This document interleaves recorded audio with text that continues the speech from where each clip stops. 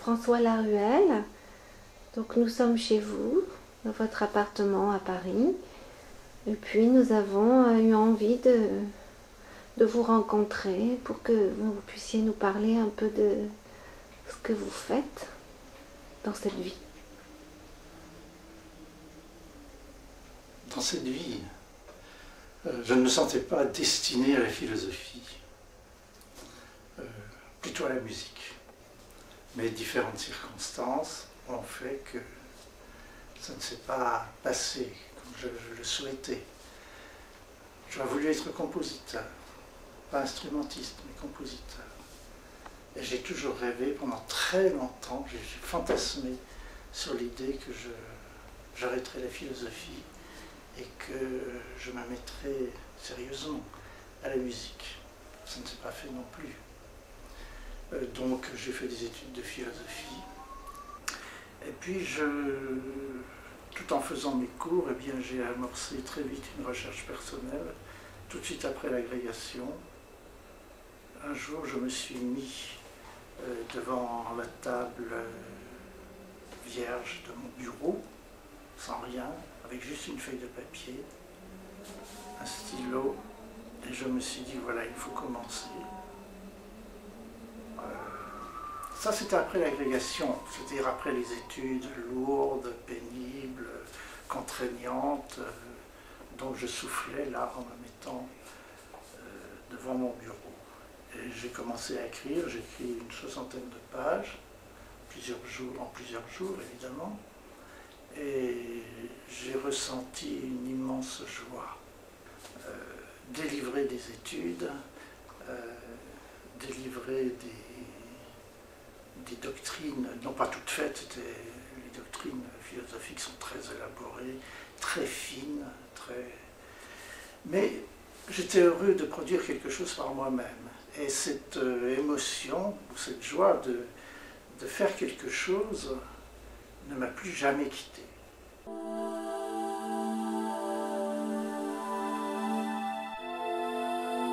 Mon père était mathématicien et ma mère était littéraire, voilà. Donc j'étais au croisement des mathématiques et de la poésie. Et finalement, qu'est-ce qu'on trouve au croisement des mathématiques et de la poésie? Finalement, pratiquement depuis Platon, on trouve la philosophie. Donc je suis devenu philosophe parce que j'étais ou à la fois scientifique et écrivain, ou ni l'un ni l'autre. C'est toute la difficulté de la philosophie. Voilà. Et à partir de là, mon choix philosophique est un peu tardif. J'ai longtemps pensé que j'étais plutôt écrivain, tout en continuant à faire des mathématiques pour moi-même. Les mathématiques sont pour moi une espèce de plaisir, en fait, je dirais. C'est le moment où je me sens à la fois dans le labeur le plus terrible de la pensée, mais aussi dans la joie de sa clarté, de sa profondeur et de sa transparence. Et je fais ça pour moi, vraiment, comme une espèce de plaisir propre. Et par ailleurs, j'ai commencé par écrire des romans, enfin, c'était quand même ma vocation première.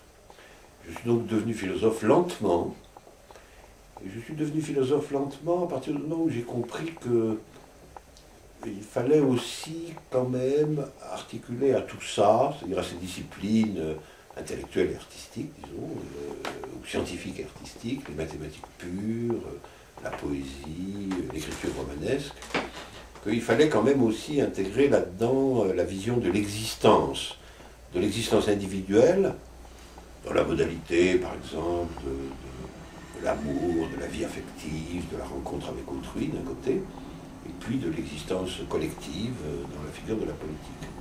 Donc la philosophie a émergé un peu comme une exigence chez moi de penser dans le même espace, de trouver un espace où on puisse penser à la fois toutes ces expériences hétérogènes, c'est-à-dire la vie collective et l'action politique, la vie personnelle, la rencontre, la joie, la connaissance de l'autre, l'amour, etc., la grande écriture ou la grande production artistique, et puis la science. Voilà.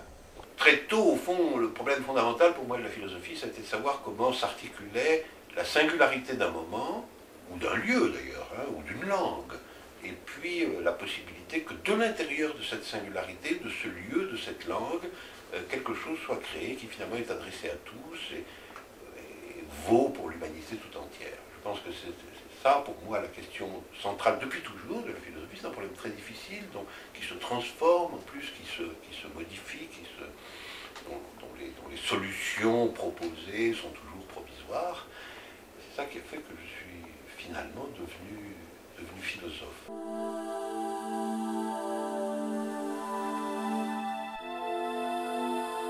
Comment avez-vous fait pour devenir Jean-Luc Marion? Heidegger disait, à propos d'Aristote, pour présenter la vie d'Aristote à ses étudiants, il est né, il a travaillé et il est mort. Je voudrais pouvoir dire la même chose de moi. Je suis né en 1946 dans la France de l'immédiate après-guerre, qui était une France qui était très meurtrie, divisée idéologiquement,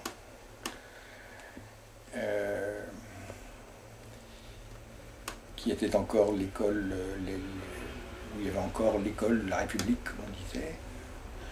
Moi, je suis un pur produit de cela, c'est-à-dire je suis un petit Français d'une famille de la bourgeoisie catholique normale, qui était très républicain, etc., et qui a fait ses études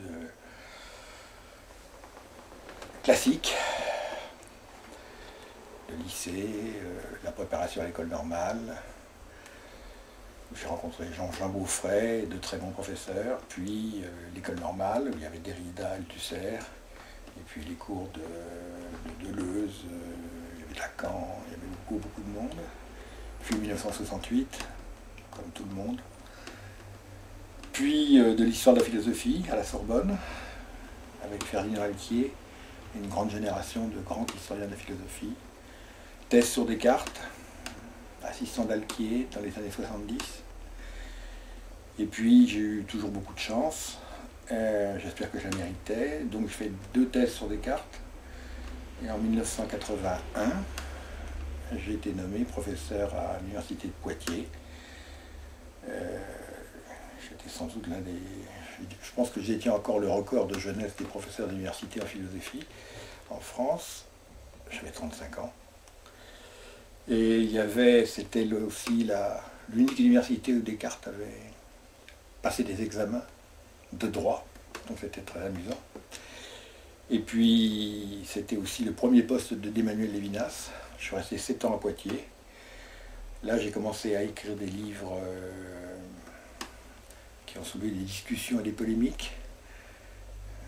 J'avais écrit 200 lettres qui m'a valu beaucoup de polémiques avec certains théologiens néo-thomistes, dans tous les pays d'ailleurs, où le livre a été traduit. J'ai fait une interprétation métaphysique, si je puis dire, ontothéologique de Descartes, et là ça a aussi eu pas mal de polémiques. Puis en 1988, j'ai été élu, comme Lévinas quand il avait quitté Poitiers d'ailleurs, à Nanterre. Je suis resté 7 ans dans cette université légendaire, qui était une université quand même qui avait une forte tradition de gauche, où j'ai très bien vécu, j'étais assez heureux à Nanterre.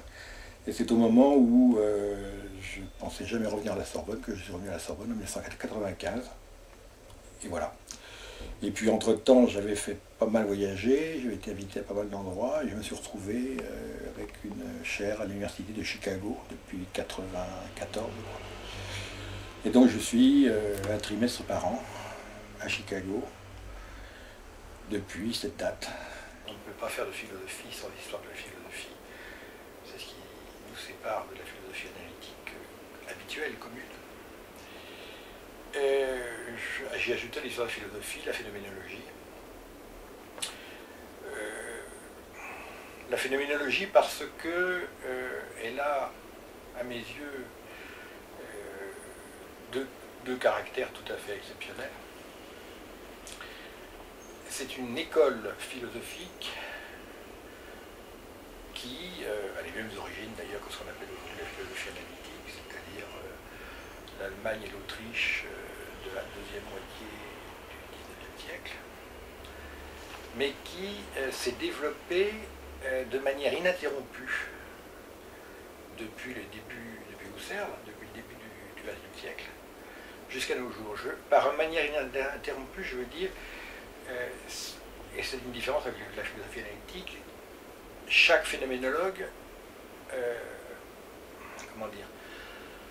reprend à son compte le résultat des autres phénoménologues. C'est ça qui est tout à fait étrange, tout à fait remarquable.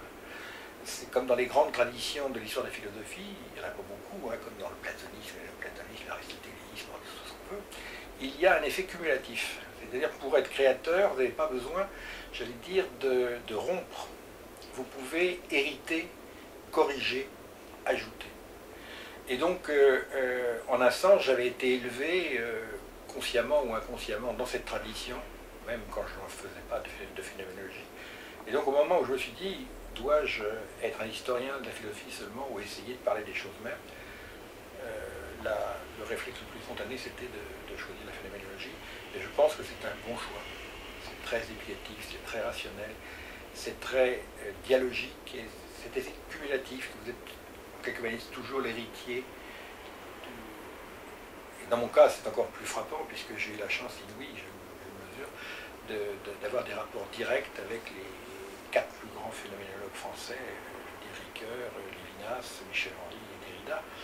Non seulement des rapports personnels, mais des rapports intellectuels, des débats imprimés, etc. Donc c'est une chance inouïe de saisir le phénomène de la tradition et de la continuité en considérant ces 4-là, non pas comme des monuments, bien que ce soit des monuments, mais comme, je veux dire, des gens avec qui on travaille, avec qui on discute. Et ça a été une chance invraisemblable, qui est celle de toute ma génération d'ailleurs. Et alors, la deuxième raison pour laquelle la phénoménologie m'a intéressé, c'est là encore une remarque de Heidegger qui est tout à fait juste. La phénoménologie ne s'intéresse pas à la phénoménologie, mais elle s'intéresse à ce à quoi la phénoménologie s'intéresse, je veux dire par là. C'est une forme de philosophie avec les risques que ça implique, qui a l'impression que l'on peut avoir accès aux choses mêmes, et pas seulement accès aux doctrines philosophiques qui parlent des choses. Il y a une grande part de la philosophie qui se constitue et qui se joue sur les débats sur la manière dont on fait de la philosophie. Quelle est la bonne façon de dire ceci, d'exprimer cela, de démontrer ceci, quelle est je dirais, la position théorique sur les critères d'une connaissance vraie, les critères d'une action droite, etc. C'est-à-dire c'est une philosophie au 2e degré, sur notre façon de comprendre les choses mêmes. Une grande partie de la philosophie politique, ou de la philosophie morale par exemple, ne parle pas des choses mêmes, elle parle de notre manière de dire les choses mêmes, de les penser. La phénoménologie, avec peut-être une naïveté au 2e degré, une naïveté pensée comme telle et assumée comme telle, a l'ambition de parler des choses mêmes. Comme on dit, la phénoménologie ne raconte pas l'histoire, elle n'argumente en un sens pas, elle ne raconte pas l'histoire, elle décrit. Et donc un vrai philosophe, pour moi, c'est quelqu'un qui parle des choses. Donc moi, je ne parle pas des théories de la mort. Ce qui m'intéresse, c'est d'écrire le phénomène de la mort. Là, je parle de la naissance en ce moment, je m'intéresse au phénomène de la naissance.